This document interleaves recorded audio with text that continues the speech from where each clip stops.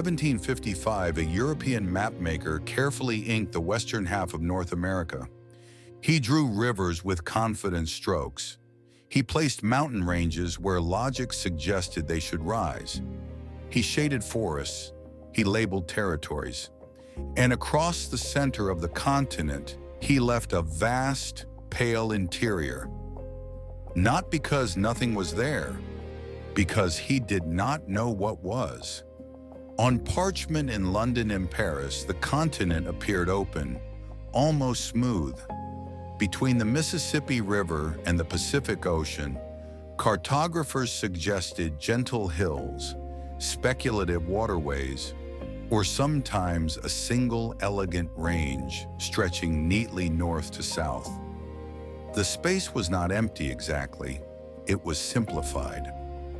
In reality, the Rocky Mountains stood there, complex, broken, immense. The discrepancy was not malicious, it was structural. In the 18th century, European powers mapped North America from its edges inward. Coastlines were precise, ports were measured, trade routes were charted. Inland space, however, relied on second-hand reports. Fur traders, missionaries, indigenous guides, fragmentary journals. Cartography rewarded confidence. A blank map signaled ignorance. A filled map signaled authority. And so the interior was drawn long before it was measured. Early maps of the continent's west often included features like the Sea of the West, a hypothetical inland body of water believed to connect to the Pacific. Rivers were extended optimistically. Mountain chains were sketched in smooth arcs. Distance compressed uncertainty. The friction point was not that maps were wrong, it was that they looked certain. European courts, investors, and colonial administrators relied on these documents to plan trade, negotiate boundaries, and imagine expansion. When a river was drawn, it implied navigability. When land appeared flat, it implied access. When mountains were absent or minimized, they ceased to constrain strategy. The map preceded the terrain in decision-making. By the mid-18th century, competition between empires intensified the need for geographic clarity. The British and French contested vast swaths of North America. The Spanish guarded claims to the southwest. Maps became diplomatic instruments. In 1763, the Treaty of Paris ended the 7 Years' War and redrew territorial lines across the continent. Negotiators relied on maps that depicted interiors only partially understood. Boundaries were set along rivers whose exact courses were not fully surveyed. The lines appeared crisp. The knowledge behind them was not. Exploration journals reveal a different reality. Traders traveling west of the Mississippi described abrupt elevation changes, snow in summer, impassable ridges. They recorded distances in days rather than miles. They noted uncertainty as a constant companion. Yet the printed maps circulating in Europe rarely conveyed hesitation. They offered shapes. A clerk in a London publishing house named Thomas Arkwright spent his days hand-coloring atlases imported from engravers. In the margins of a 1778 edition, he traced a delicate mountain chain across the continent's interior, following the engraved line provided to him. He had never seen a mountain higher than the Welsh hills. The range he colored in sepia ink would later prove misaligned by hundreds of miles. But to buyers of the atlas, the shading suggested permanence. Confidence was marketable. The structural pivot came at the turn of the 19th century. In 1804, the United States commissioned the Lewis and Clark expedition to explore the newly acquired Louisiana Territory. On existing American maps, the interior West appeared navigable by river, perhaps even connected by a near-continuous waterway to the Pacific. The expedition's journals told a harsher story. Instead of a gentle portage between river systems, they encountered the vast complexity of the Rocky Mountains, multiple ranges, high passes, unpredictable weather. What earlier maps had suggested as a manageable crossing revealed itself as a formidable barrier. Here is the unexpected detail. Before Lewis and Clark returned, American policymakers and investors already imagined the West as commercially accessible by water. The belief in a near-continuous river route influenced expectations of trade speed and settlement cost. When the expedition reported the mountainous reality, it did not just correct geography, it recalibrated economic assumptions. The continent's interior was not empty, it was expensive. Transporting goods across mountains required labor, animals, time, and infrastructure. A river invites boats. A mountain demands roads. Roads demand funding. Cartographic confidence had quietly understated cost. Throughout the early 19th century, surveyors began the slow work of measurement. The U.S. government established the United States Geological Survey in 1879 to formalize topographic mapping. Before that, much of the West was charted through military expeditions and railroad surveys. As rail companies expanded westward, accurate elevation data became essential. A misplaced ridge on a map could translate into millions of dollars in additional grading, tunneling, or rerouting. Investors demanded precision. The market penalized error. Blank spaces became liabilities. By mid-century, maps of North America looked different. The interior filled with contour lines, named peaks, tributaries. The Rocky Mountains no longer appeared as a single decorative spine, but as a fractured system stretching from present-day New Mexico to Canada. The quiet redrawing of the continent reshaped policy. Consider land grants.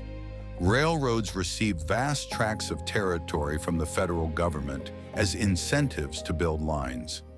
The value of those grants depended on access. When terrain proved more rugged than anticipated, construction costs soared. Companies lobbied for additional subsidies. Geography influenced finance directly. Minutes of board meetings from transcontinental railroad companies reveal calculations tied to slope gradients and distance between passes. Every additional degree of incline reduced locomotive efficiency. Every mile of detour added fuel and labor expense. The mountain was no longer an abstraction, it was a variable in a ledger. At the same time, settlement patterns followed the updated maps. Homesteaders relied on government surveys, dividing land into rectangular parcels.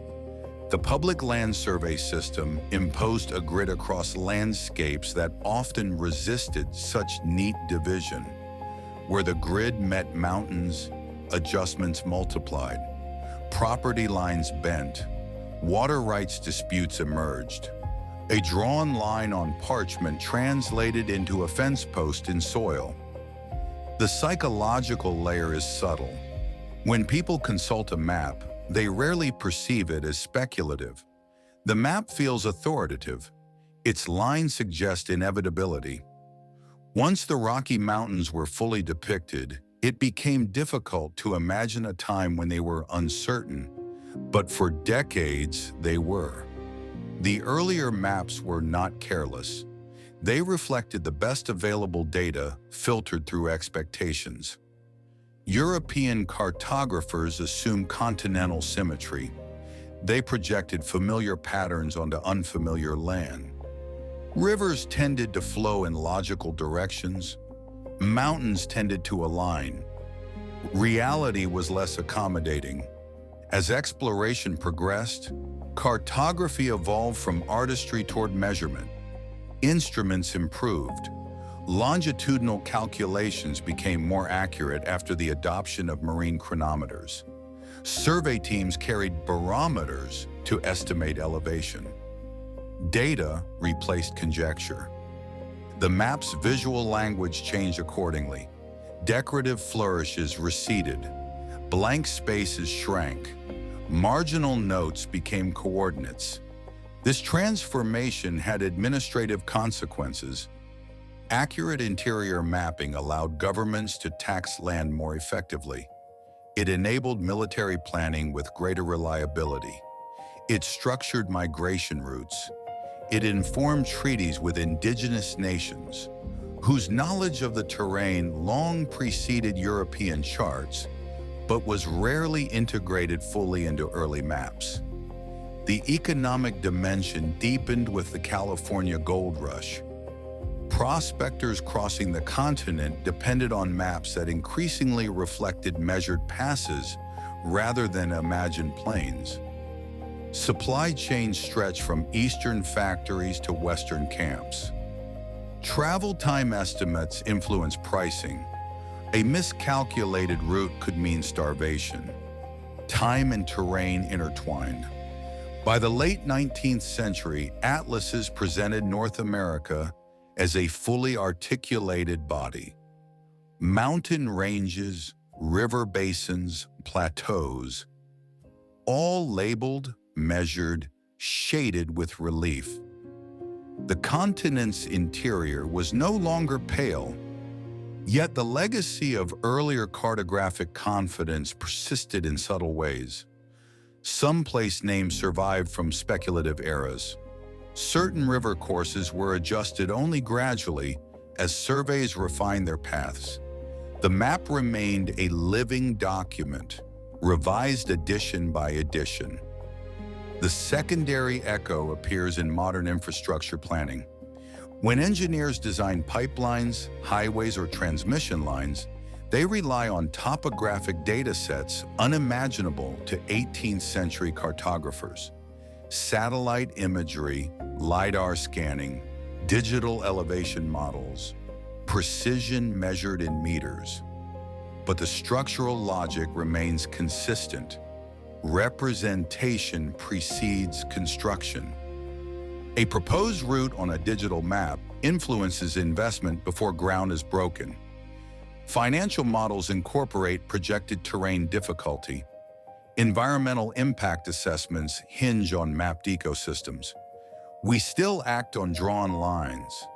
The difference is scale and speed. What took decades of expedition and engraving now updates in real time. Yet the psychological trust in maps remains. We assume that what is depicted reflects what exists. We rarely question the historical layers beneath the image. The quiet redrawing of North America's interior demonstrates how knowledge accumulates and authority shifts. Early maps asserted coherence. Later surveys introduced complexity. Each stage carried consequences beyond paper.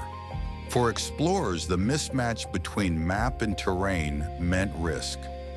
For governments, it meant recalculating boundaries. For businesses, it meant revising cost structures. For settlers, it meant confronting landscapes more formidable than anticipated. The blank space was never truly empty, it was unmeasured. When 18th century atlases circulated through European capitals, readers could imagine a continent ready for orderly expansion. The absence of detailed mountains suggested continuity. Rivers hinted at connectivity. Space felt manageable. As measurement advanced, the interior became textured. Obstacles appeared. Routes narrowed. Ambition adjusted. This is how infrastructure evolves. First imagined, then tested, then revised. Maps are not merely reflections, they are proposals. Once a mountain range is drawn inaccurately, strategies form around that error. Once corrected, those strategies shift. The process is iterative, often invisible to those living within it. Stand today on a ridge in the Rockies and look across the expanse. Layered peaks recede into distance. Valleys cut deep. Weather changes quickly. The terrain resists simplification. Now imagine a hand-colored map from 1755. Its interior smooth and pale. Between those two images lies a century of measurement, recalculation, and administrative adaptation. The continent did not change. Our depiction of it did. And in changing the depiction, we changed the decisions built upon it. The map did not erase the mountains, it postponed them. When planning depends on representation, how much uncertainty can a society afford to ignore?